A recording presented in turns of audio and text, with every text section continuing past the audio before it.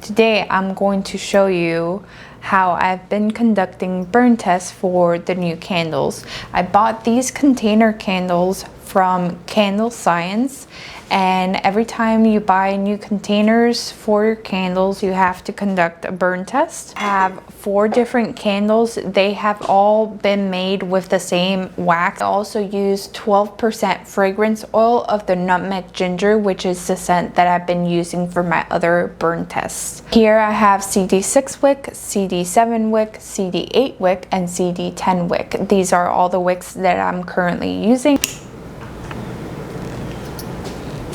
I have trimmed all my candle wicks to about 1/4 of an inch. Ideally, you want all your candles to weigh about exactly the same. However, of course, if you're hand pouring, each candle will weigh slightly different. I'm going to now space out these candles in 4-inch increments so that the heat of one container doesn't affect the heat of another container. Here I go.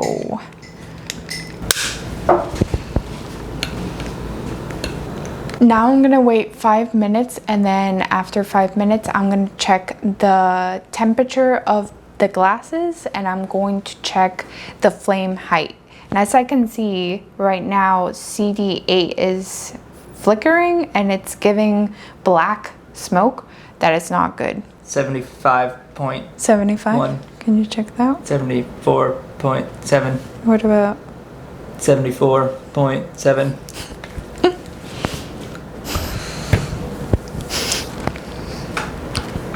I'm funny. He's my comic relief. I don't like the smell. Which one's this one? It's the nutmeg ginger, but I think I did it wrong. Hello and welcome back. Although no time has passed for you, 5 minutes has passed for me. Okay, I can see that these two are kind of passing 1 inch. So I'm just gonna keep an eye on CD8 and CD10. Melt pool is looking good. Let's see about this temperature. 5. Now that I have measured the flame height and I have taken the temperature of the outer perimeter of the containers, what I'm gonna do is I am actually gonna wait 1 hour and do the same thing all over again. Hey Google. Google, set a timer for an hour, Google. At the 4-hour mark, the melt pool should be at its peak, so hopefully these two will pull through at the 4-hour mark, but I am very doubtful that they're gonna do anything really. Not what you want in a candle. What the heck?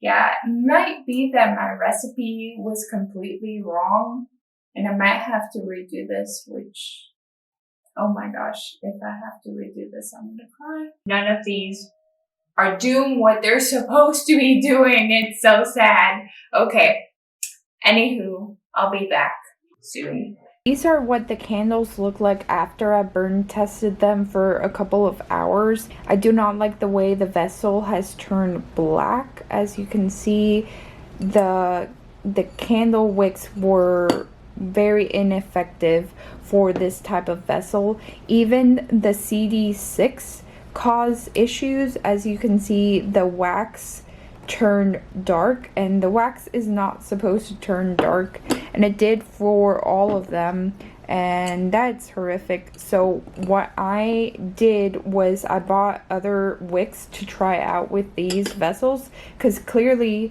this did not work at all. Now what I have to do is wait for the wicks to get here so that I can try doing a burn test again. This was all a fail, which is fine. That is the way it is when you're making candles for a new vessel. It takes a lot of patience, a lot of patience.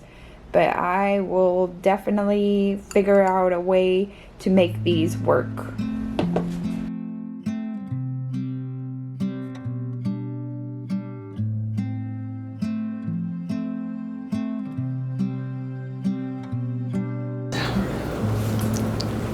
It's got microbes.